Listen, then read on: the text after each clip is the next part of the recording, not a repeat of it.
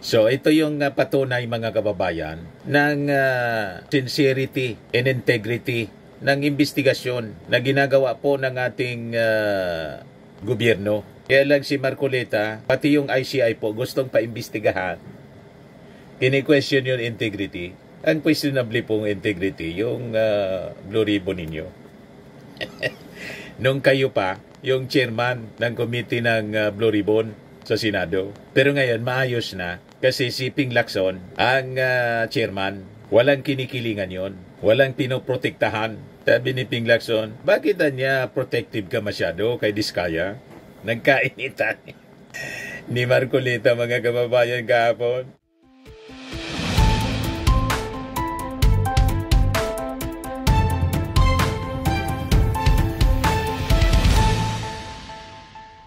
Hello po mga kababayan, si Dante Maravillas, Bicolano vlogger, broadcast journalist from Albay. So ngayon mga kababayan, yung mga assets, sasakyan, eroplano, helicopter ng mga sangkot sa flood control scam mga kababayan, frenis na ng ating gobyerno. So makikita natin dito kung gaano kasinsiro. First time natin ito mga kababayan sa kasaysayan ng DPWH na ganito ang naging aksyon ng ating gobyerno. Nalabanan talaga ang massive corruption. And this time, ito yung mga latest na balita. Si Bryce Hernandez, sinurrender na po yung kanyang mamahaling sasakyan, Lamborghini. Yan 30 million pesos ang value niya, Lamborghini Urus. Sinurrender na niya sa Independent Commission for Infrastructure or ICI. Ayan Una, ito yung sinurrender. GMC. Ito yung unang sinurrender. Sunod ito, Lamborghini. Ayan sa report ng Billionaire News Channel. Look, sack DPWH Engineer Bryce Erickson Hernandez, who was admitted pocketing public funds allotted for flood control projects, turns over two luxury vehicles. A GMC Denali. Tapos yung Lamborghini sports car. Ayan yung kanyang pag-turnover mga kababayan. Kanina lang.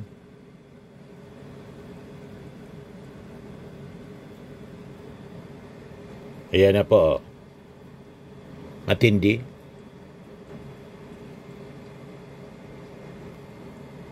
So yan na siya, nakagarahin na mga kababayan sa opisina ng ICI, Independent Commission on Infrastructure. Tapos pumunta sila, mga kababayan, sa DOJ para sa evaluation sa Witness Protection Program. Dala niya yung CPU ng computer. Naglalaman daw ito ng mga ebidensya tungkol sa mga anomalyang flood control project. Yan po. Fully guarded siya, mga kababayan. Tapos, in-announce din kanina ni DPWH Secretary Vince Dizon ang request niya sa AMLAC for freeze order sa mga air assets ni Saldico, pati ni Kitoko ng Highton Construction. Yan po. Worth 7.9 million US dollars. Yan Ito yung sa Highton Construction. 7.9 million US dollars. Tapos yung sa Mississippi, 74.6 million US dollars. Yan po.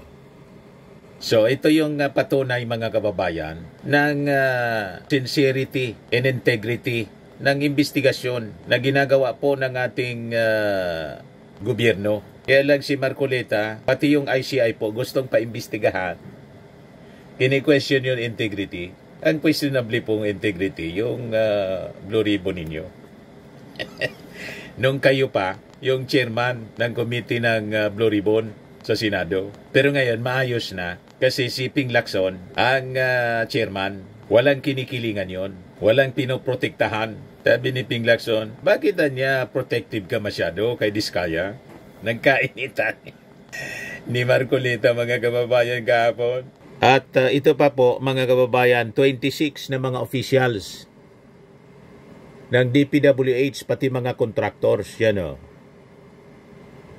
Halos 500 million luxury cars pina-freeze na rin po. Kasama dito yung kay Diskaya.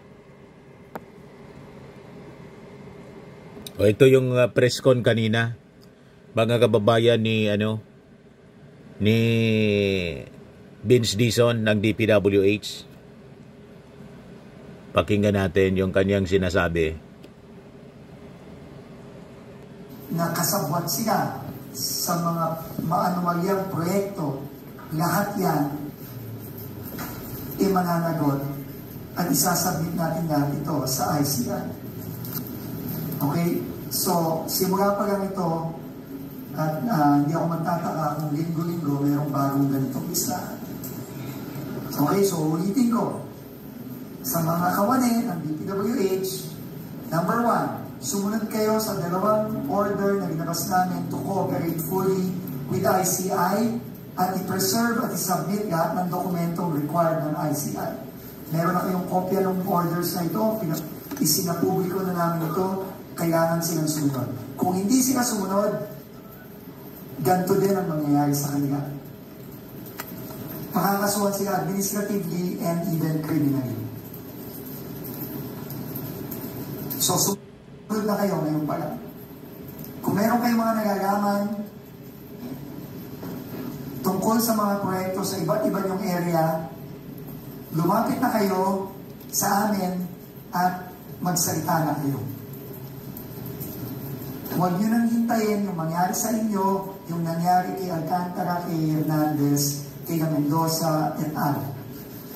Na nung una, wala akong alam, at kumanta din pala after a few months. Huwag nyo nang hintayin na mahuli pa kayo, makasuhan pa kayo. Ang suggestion ko sa inyong lahat, lumantad na kayo, magsabi na kayo ng totoo, ngayon pa lang. At kayo ay re-refer namin sa ICI para ang ICI na ang mag-question sa inyo, doon na kayo magsabi. Pero wag na kayo maghintay pa na umabot pa kayo dito. Masama pa kayo sa mga ganito. Kasi lahat ng mga to, i-refer na namin sa ICI. Aparte doon sa administrative charges na eventually mapafile against them. So again, ulitin ko, kung may alam kayo, involved kayo in any way, ngayon pa lang, lumantad na kayo, magsabi na kayo ng totoo. So ganon kaseryoso ang ating gobyerno. Hindi po moro-moro, hindi sarsuela yung investigasyon. O ito, mga initial list ng mga cars and other vehicles, mga luxury, mga kababayan.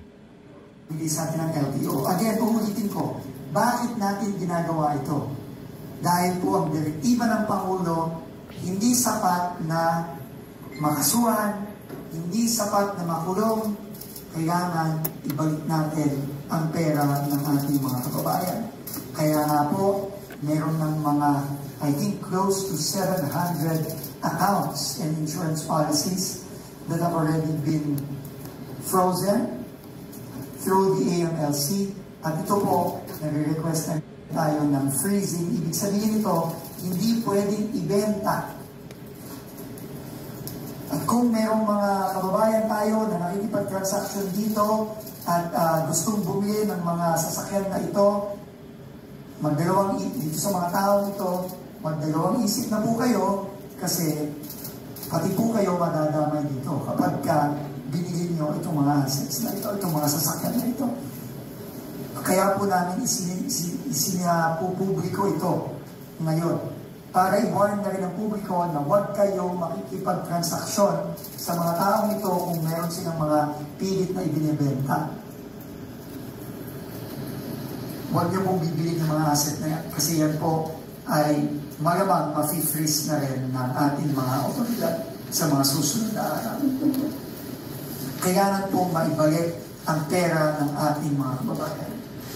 Kayo, ang AAP po, wala po silang nakitang mga air assets dito sa 26 individuals na po. Tama? Wala.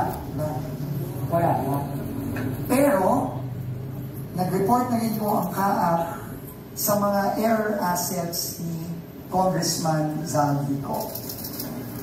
At ito po ay isasubmit na rin natin sa AMLC, sa ICI at sa DOJ. Alam niyo naman po, nagsabi na po ang DOJ kahapon na pinapa-freeze na nila sa AMLC ang assets. So, para tulungan natin ang investigasyon ng ICI at ng DOJ, susulat na po kami ngayon dahil nagpadala na po ng sulat ang kaap sa amin, si General Raul del Rosario, sa 11 registered air assets ni Congressman Zaldico, which I will show you today. So, total of 4.7 billion pesos value of air assets ni Congressman Zaldico registered to various companies outlined here. So first, under Mitsubishi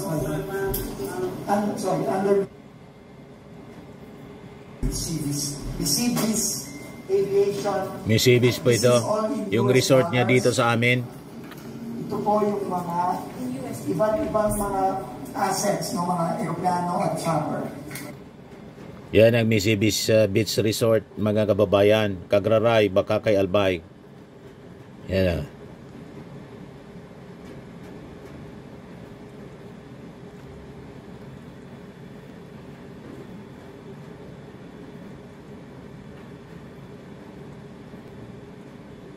Malaburakay po siya. Dito sa amin, sa Albay mismo, Bakakay, Albay. Yan.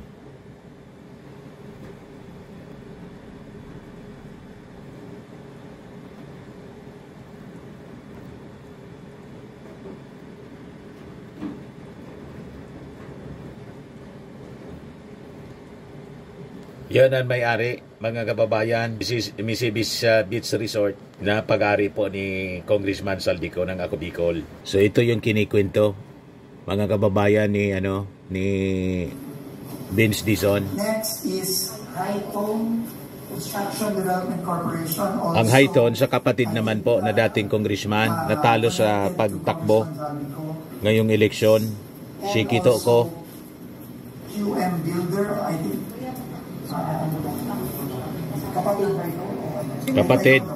Kapatid ni Zaldico. Ito po ang example ng mga helicopter at air assets na ang total po nito ay 4.7. Total value is close to 5 billion pesos or 4.7 billion pesos. So we have also written the AMLC, the DOJ, and also the ICI, informing them about this, and we will leave it up to them to what to do with these assets. No? So, ano po? So, nagabas na po ng freeze order ang NBI according to, nag-request na po ng freeze order ang NBI sa AMLC according to Secretary Boy Remulla, and I have already informed Secretary Remulla that these air assets have already been submitted to us by CAAP,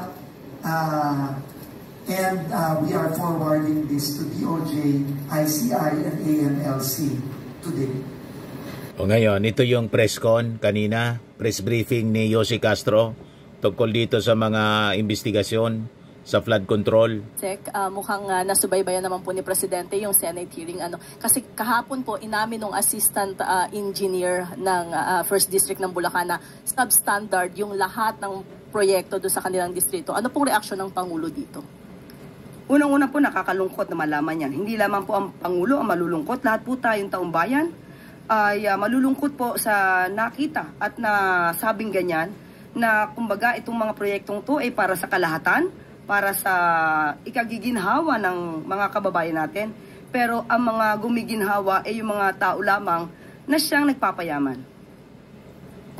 Po, nabanggit rin, ibinulgar ni Secretary Angara na mayroong higit 1,000 classrooms na na-turnovers ng DPWH sa DepEd ang hindi nagagamit kasi hindi tapos. Ano pong gagawin dito? May direktiba na ba ang Presidente? Kung ano po ang dapat mapakinabangan at kailangan maayos, dapat pong ayusin sa pinakamabilis na panahon para po mapakinabangan to, dahil sayang po mga pera na nagamit dito. Kung kinakailangan kumpuniin, dapat makumpuni ng agaran.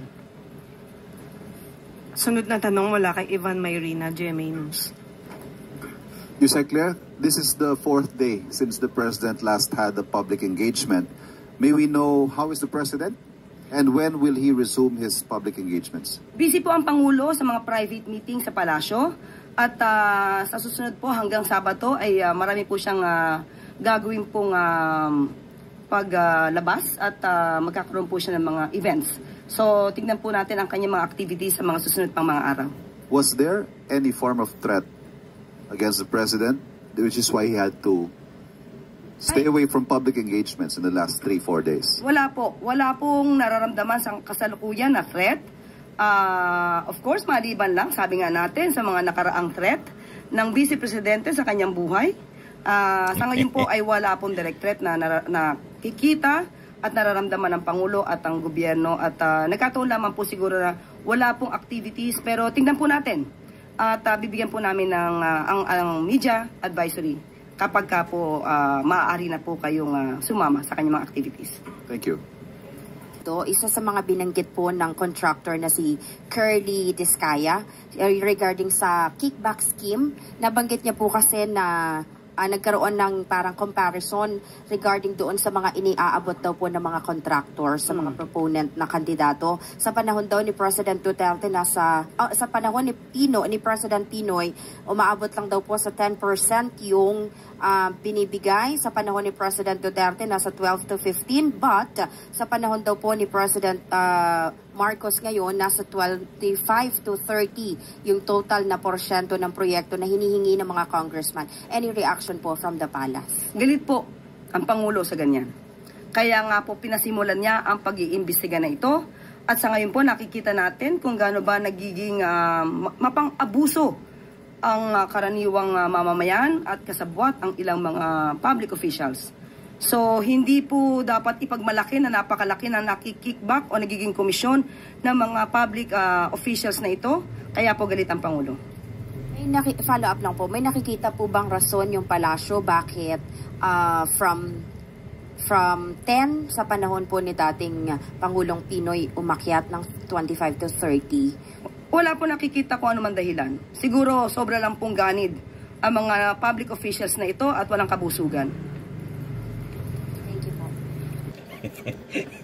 Ngayon, babawiin sa kanila ng gobyerno. Kita ninyo, freeze lahat ng mga assets nila. Mga contractors, pati mga politiko. At malamang kasama dito yung mga senador. Di ba? At importante, suportahan natin si Boying Rimulya na maging ombudsman para tuloy-tuloy na mapanagot natin itong mga ganid. Walang kabusugan sa pera. Pera ng bayan. Ito yung breaking news kay Boying. 3 DPWH officials daw, si Alcantara, Hernandez, Mendoza at mag-asawang Discaya, protected witnesses na ng DOJ. So tinanggap na ng DOJ as witnesses. So nasa witness protection program na.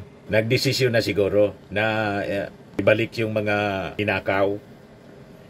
Yun ang hindi nila napagkasunduan, mga kababayan. Nagkainitan ni Marcoleta. Sabi nga ng mga observers, ano naman ang problema ni Marcoleta?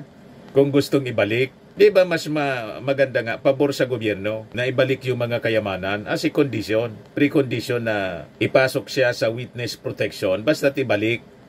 Kasama pala yun, mga kababayan, sa kapangyarihan ng DOJ ang mag-set ng mga conditions.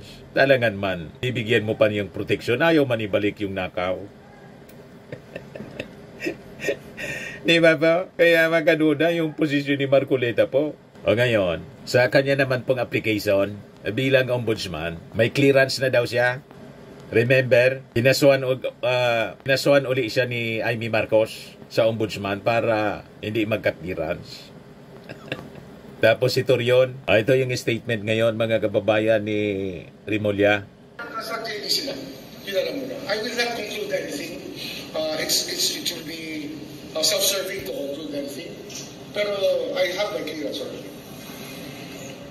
Okay. So, importante na maging susunod na ombudsman, mga kababayan. Itong si Rimulya, sana siya ang kunin ng ating Pangulong Bongbong Marcos. Pero yung pangalan niya nasa JBC pa po. Hintayin na lang po natin para tuloy-tuloy ang paglaban sa korupsyon po na lumala Kasi wala man pong administrasyon na naging seryoso sa paglaban sa korupsyon. Ito lang yung ating Pangulong Bongbong Marcos. Kaya itong flood control scandal po, dekada na po ito.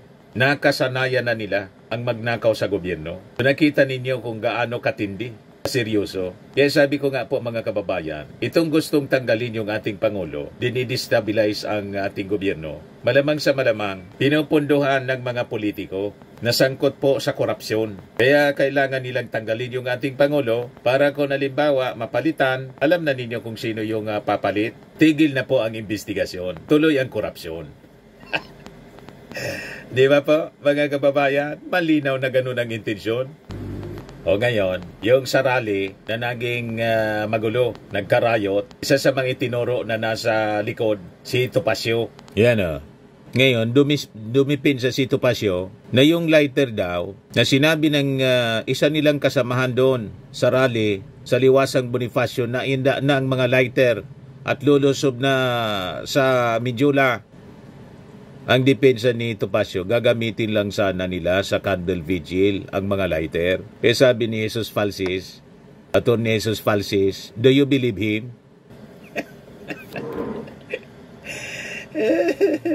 Dumipensa, mga kababayan, ang alibay niya, gagamitin sa candle vigil. Nang marinig yung kasama nila, enda na yung mga lighter, lulusob na sa Mindula. Sabi ni dahil Secretary John B.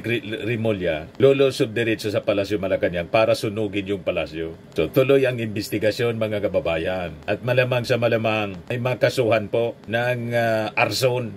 May mga sinunog po, may sasakyan, may motorcycle at saka yung container van. Pero ultimately, ang gustong sunugin po, lusubin yung Palasyo Malacanang. Magkakasuhan sila arson in inciting to sedition. Mga kababayan. O ngayon, yung mga kabataan na involved sa riot po, yung mga magulang pumunta sa MPD, nagrarally doon, nang mangiyak-ngiyak. Hindi kasi ninyo pinalaki ng tama. Ayan tuloy, yan ang inabot, kulong. Pagkatapos ngayon, iiyak-iyak kayo. Magmamakaawa sa mga authorities. Imagine, pati yung Sogo, binansak mga kababayan, pinagbabasag yung mga gamit, tapos ninakawan pa. Palibasa, mali ang influensya ninyo. O ngayon, kaso ang inyong inabot. Wala man problema mag-rally kasi karapatan. Suportado nga ng ating Pangulo, anti-corruption rally. Kaya lang, naging anti-Marcos. Kasi sabi, binayaran ng 3,000 ng mga dating politiko at may abogado. Ito yung mga pinangalanan dito. May Pakana, kasama si Topacio. Yan, sa report ng Politico News noong September 22, Pakana ng DDS, Duterte allies Vic Rodriguez, Topacio, Berniang, ex-Marcos man, Harry Angping, tag in Midjula mayhem. Yan sabi ni Isko, initial report namin, merong nag-manipulate sa mga bata, mga dayo sila, may mga nag-organize, dating politiko, Filipino-Chinese, and funder. Ang funder, tapos may isang abogado, dalawa nga nandun. Funder din, yan ang mga binabantayan namin ngayon. Sa husgado kayo magpaliwanag niyan pag na-file kayo ng kaso. You see, yan kasi hindi makapaghintay. Hindi na mahintay yung 2028. Gusto nang iupo si Sara Duterte. You see? So sabi ng palasyo kanina pala, kailangan ibalik. Ibalik mo na yung mga ilgatin nila, ilgatin wealth, yung mga diskaya, before witness protection. Ngayon, si Las Piñas Representative Mark Anthony Santos, mga kababayan, nanawagan para sa investigasyon into the reported 18 billion government contracts linked to Mark Villar. So baka si Mark Villar, mga kababayan, yung isa sa 6 na mga senador na incumbent, dadagdag mga kababayan doon sa lista. Kasi sabi ni Bryce Fernandez, other than yung mga napangalanan ng senador, si Jinggoy, si Villanueva, tapos si Bong Revilla, may iba pang senador. Dalawa daw na former senator, na yung isa na pangalanan na si Bong Revilla, may isa pa. Tapos, may dalawa pang incumbent na senador. Hindi pa niya pinapangalanan. So, kaabang-abang mga kababayan sa mga susunod na araw. Abangan natin po.